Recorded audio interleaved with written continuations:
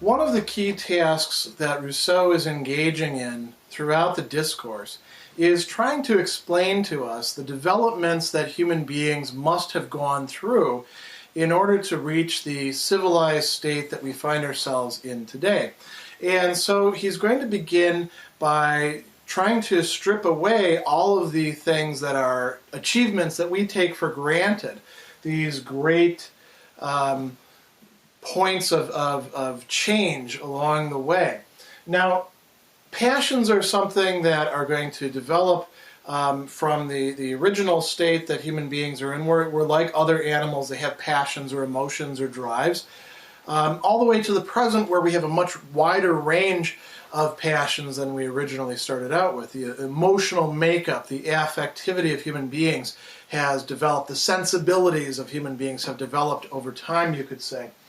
But some of these other things we might just take for granted if we're thinking about projecting people into the state of nature. And Rousseau says we have to be very careful about that. Thought, for example, the primitive human beings that we're talking about, they possess a ability to reason, an ability to think, but they're not exercising it in the same way that we are. And they don't have the same tools, you might say. Those have to gradually, bit by bit by bit, become part of our inheritance that we pass on. And much of that is attributable to the interconnection between thought and language. Later on, then, we discuss property, and he talks about that as a first revolution, and then we talk about a second revolution with metallurgy and agriculture. Now notice that long before we get to things like agriculture or metallurgy or even a conception of property as such, we're talking about human beings developing the most fundamental instruments that set them apart from the other animals, thought and language. We've talked about the human being in the state of nature using their body as an instrument, sort of the universal instrument for all sorts of tasks. Language allows us to do that as well, and so does thinking. All of these, by the way, are coming out of the human capacity, or as Rousseau has said, self-improvement. Now, we begin by talking about our passions, and Rousseau says that when we're thinking about human beings in the state of nature, that is where we need to begin. We don't begin with complex thoughts. As a matter of fact, first we feel things, here we go, and then we begin to think about them. So he says, first we have passions that include desire, fear, our will, our free will, the ability to say yes, to say no to things. And from those we're going to get other things. We're going to get thoughts. How is that going to happen? Well, we eventually begin to develop knowledge. We desire something, we pursue it, we put it in our mouths like little babies, tastes good, we eat it, we don't get sick. Now we actually know we can keep eating that thing. We do the same thing with something else, we have an adverse reaction. Now maybe we actually feel a sense of fear when we see that red berry on the bush that we shouldn't have eaten because it made us have nausea or, gave us hallucinations or something along those lines. It's by having desire and fear for things that we end up coming to knowledge, and the knowledge in turn can feed into more desires and fears. And all of this promotes our capacities for thinking. This doesn't happen all at once. This happens bit by bit by bit, in one individual, another individual, over time, over generations. I'm not even going to say that there's an observable difference between one generation and the next necessarily in the grand historical sweep of things, but there is a progress. Human beings acquire a greater stock of ideas, and they end up having greater desires and greater fears, a wider range thereby. And that's part of what elevates us outside of the realm of just instinct, just passions, just desires, just fears. The ability to form conceptions of things. But as Rousseau is going to say, one of the things that we have to think about is the fact that our thinking processes are actually dependent upon language. So unless language has developed, we're not going to be able to think that far. He says, let it be considered how many ideas we owe to the use of speech, how far grammar exercises the understanding and facilitates its operations. This may not be something that you think about very much, but if you pay close attention to how you actually think about things, you do so in large part through the instrumentality of language. And if you didn't understand human languages, you would not have the range of thoughts that are available to you, which you simply take for granted because it's such a, baseline part of what we have become. That's not something that these early human beings can simply take for granted, though.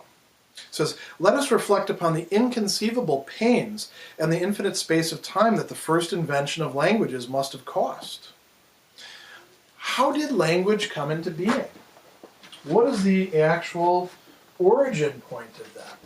Rousseau says, I don't have an answer. Other people have tried to offer answers for where language came from. They've tried to provide some sort of account, but those are all subject to a number of different difficulties. Before you can invent language, you actually need to have language, because how else could you articulate to yourself the fact that you need to communicate with somebody else? That's one difficulty right there. He says, the main difficulty, how language can have become necessary. As there was no communication among men, no need for any, we can neither conceive the necessity nor the possibility of this invention, if it was not somehow indispensable. And some people want to say, he says, that language arose from the relationship between parents and children. And so it came out of human need because parents would, hear their children expressing certain things, like crying, for example. If you're a parent, you can start to sense a difference if you're paying close attention between different kinds of crying at certain times. And other times it's just a cacophonous noise that is set up to make us, go into action. As a matter of fact, a baby crying, is one of the worst noises researchers have found, for human beings to have to hear.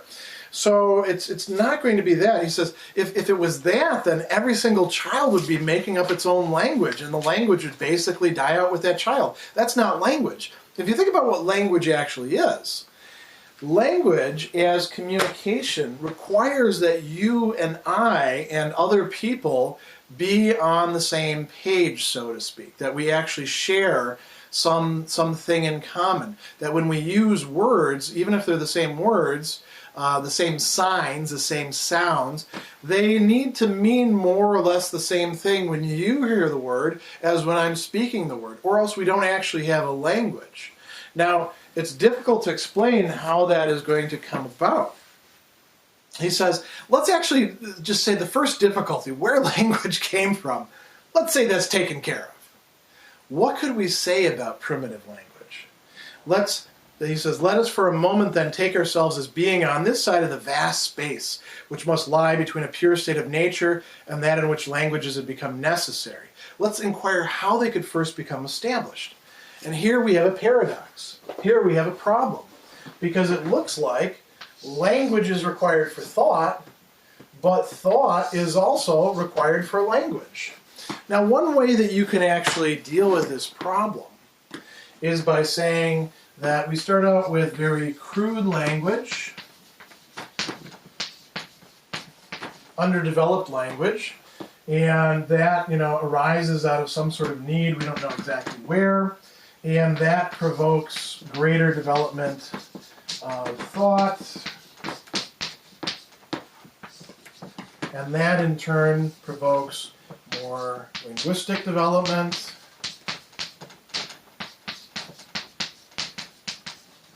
And then that, in turn, provokes still better thought. And what we have in this, I've only got 4 stages here, but imagine, thousands and thousands of stages spread out over a vast array of time in which language is becoming more articulate and thought is also likewise becoming more articulate. The two of them are slowly reinforcing and building upon each other. Rousseau is going to begin with a few ideas that other people have had. He says maybe language came about from a simple cry of nature. Maybe the most crude language was just men going, ugh, like they see a saber-toothed tiger and they go, oh, or they see a deer and they know that deer tastes good and they're like, that sort of thing, right? And he says at first, maybe that was the case, but that doesn't really explain anything. That won't work. You know why? Because that's not the common situation in life. You're not looking at deer or saber-toothed tiger most of the time. You're actually doing other stuff. So let's take another possibility. Maybe the way it began was human beings start, making sounds and making gestures, pointing at things, like, of course in the state of nature they don't chalk, but somebody goes blah blah blah, right?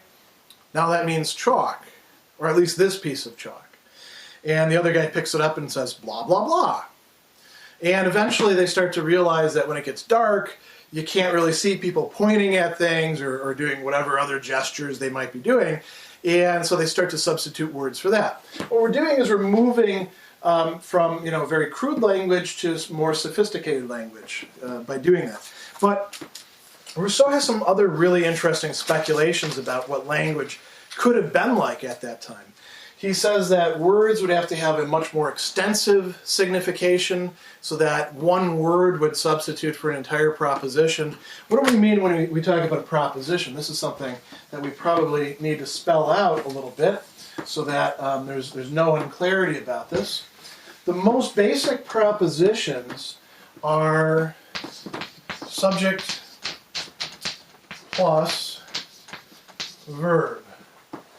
Or you could say subject and predicate, right? So, I eat. Notice that what we've got there is 2 different signs. I, meaning me, eat. I won't pantomime the gesture of eating, but you get the idea. Maybe in primitive language, they would just say eat. Eat, eat, eat, eat, eat, eat. Or maybe the word for eat would be just the word for the most common kind of, maybe the word for food would be the most common kind of food, like in Mandarin, Chinese, to eat. An idiom for that is, chir fan. Fan is rice. But, chir fan can just mean eat food. What we're doing there is we're simplifying. Rousseau says that something like that must have taken place, except at the level where each word would mean a whole proposition, probably a whole bunch of things. At the same time, he also thinks that each object would get named as a particular object. So instead of having subjects, we would really just have names. So Greg, Ty. Now somebody else's Ty might be called Charlie. Or if we have separate pieces of chalk, what Rousseau is saying is that these would not be originally 1, 2, 3, 4, 5, 6. 6 pieces of chalk, all the same substance. This could be chalk, this could be awk, this could be doogadoo, this could be blah blah blah, this could be nose, this could be kitten, or any other sort of combination. There wasn't a sense where these were all grasped as being the same kind of thing. Do you know why? Because in order to do that, you have to have a term that can mean multiple things, that can stand in for it. Like eating, for example. When I eat today, it's the same action of eating, even though I'm eating something different, as the action of eating yesterday, or when you eat. We use these general terms for basic concepts, and as human beings in civilized society, we just take it for granted that that's the way the human mind works. But Rousseau's point is, no, that's a hard-won achievement that took a long time to acquire. He says, general ideas can't be introduced into the mind without the assistance of the words, nor can the understanding seize upon them without the use of propositions.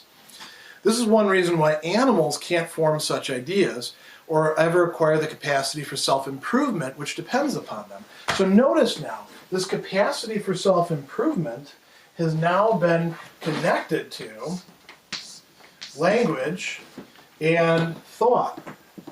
It is dependent in its exercise upon language and thought. So the more that language and thought become developed, the greater the capacity for self-improvement, for changing the human condition from what it originally is, for moving away from the purely animal to the cultural, the more that becomes possible. I'm not going to talk much about the development of property, because Rousseau discusses that in other places. But the basic conception is that by living in certain places together, we acquire this conception of this being mine and that being yours. Keep your hands off of my stuff, because that's what it means for it to be mine. And this also, here's the important part, this is something that's articulated by thought and language. If we look at, words like mine, or in Latin, meum and tuum, mine and yours, you can only articulate those concepts if you have words for them. That is an advance. That is a development. Now, Rousseau talks about human beings associating into essentially tribal societies, developing new passions. I'm actually going to skip over the development of those new passions, but he ends up talking about the development of a state in which we have property, language is becoming quite complex, society is becoming quite complex, thinking is going on. And he says, as ideas and feelings succeeded one another and heart and head were brought into play, men continued to lay aside their original wildness. Their private connections become more intimate as their limits extended. They began to consider other people. They have a conception of themselves as living within a society, as being a person of this tribe, as being a person of this group. And morality comes on the scene. And now we get to the great revolution that occurs that will take us from a kind of primitive tribal society into early ancient not fully developed, but fully developing societies. He says metallurgy and agriculture were the two arts which produced this great revolution. And Rousseau has a very equivocal attitude towards metallurgy and agriculture. He says, the poets tell us it was gold and silver that first civilized man and ruined humanity. But really it was corn or wheat or whatever grain you have and iron. He says, thus both were unknown to the savages of America, who for that reason are still savage. Of course, Rousseau is off base about that because we know there were vast agricultural civilizations in the Americas. But he would say the same thing about them. He'd say, so much the worse for them. They're better off if they're these hunter-gatherers living in fairly, primitive bands where they are fairly happy. Agricultural societies are more unhappy, according to Rousseau. Societies in which metallurgy exists are more unhappy. And here we have this paradoxical dynamic where progress or human improvement, which is supposed to lead to greater human happiness, actually leads to greater human misery instead. Now, why would it do that? Well, because it complicates things. and it changes our nature. It introduces all sorts of new inequalities.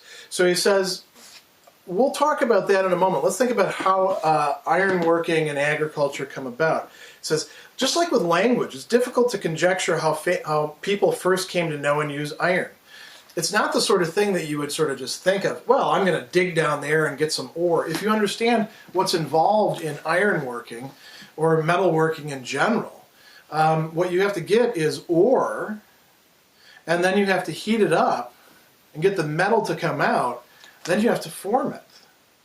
So he says, we have the less reason to suppose this discovery the effect of any accidental fire. We only find these sort of things in the ground.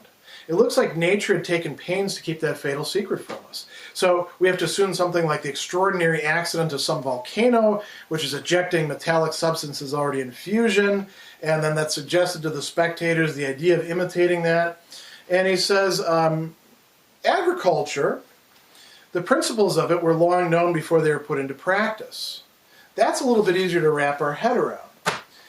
Human beings would eat things that they would come into contact with, and a lot of those things had seeds, and they found that, well, if you leave those seeds on the ground, that same sort of thing pops up, and then maybe if you keep doing that over and over again, now you can be sure that you're going to find that great berry patch, or you're going to find that, wild chickpea patch. Chickpeas were one of the early domesticated things too. Or cucumbers. Probably, I'm willing to bet early cucumbers were very small, but people would eat them. So he says, when they grew more industrious, it is natural to believe that they began with the help of a few sharp stones and pointed sticks to cultivate a few vegetables or roots around their huts. And it was long before they knew how to prepare corn, grain, or were provided with the instruments necessary for raising it in any large quantity. These two things go together as well, don't they? Metallurgy, agriculture reinforce each other.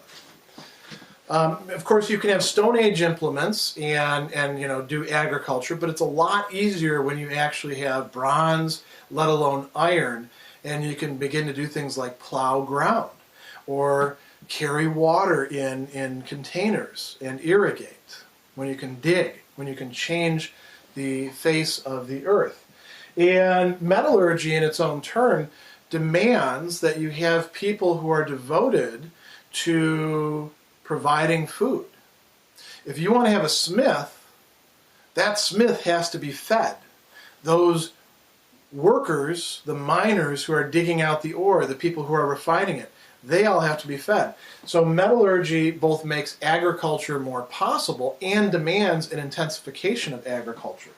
All of these processes are leading to a state of greater and greater and more complex civilization. So he says, the invention of the other arts must have been necessary to compel mankind to apply themselves to agriculture. No sooner were artificers wanted to smelt and forge iron, others were required to maintain them. The more hands that were employed in manufactures, the fewer that were left to provide for the common subsistence. So by this means, the arts of husbandry and agriculture were established on the one hand, and the art of working metals and multiplying their uses on the other. We're not just talking about metalworking as making metal things. We're talking here about technology. So we're talking about the adaptation of things from the natural environment to create artificial things. So he says, the cultivation of the earth necessarily brought about its distribution.